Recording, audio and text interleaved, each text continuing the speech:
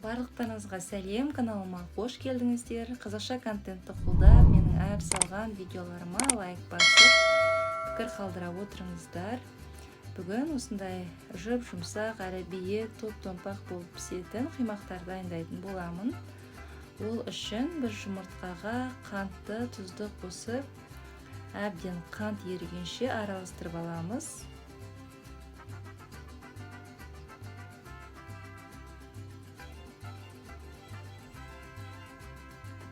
Бөлек ыдысқа айран мен жарты шай қасық соданы қосып араластырамыз.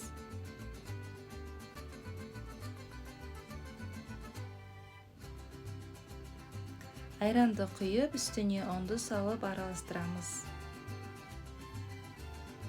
Әбден түйіршіктері кеткенше араластырамыз. Ешқандай ұнның түйіршіктері болмау керек. Не осындай қою масса болады.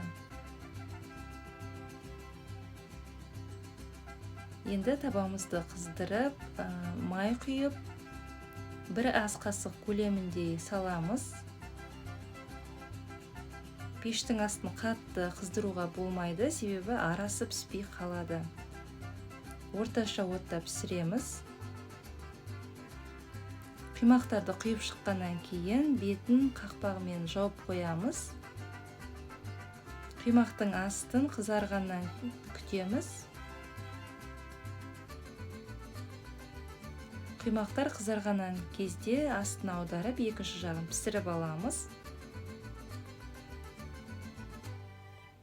Не осылай биік болып көтерілу керек.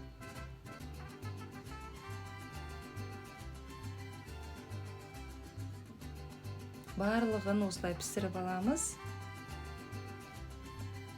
Міне қимақтар дайын болды, биік топ-томпақ болып пісіп шықты. Видеоны соңына дейін көрсеңіз, лайк басып, маған кері байланыс білдіріп, пікір қалдыра отырыңыздар.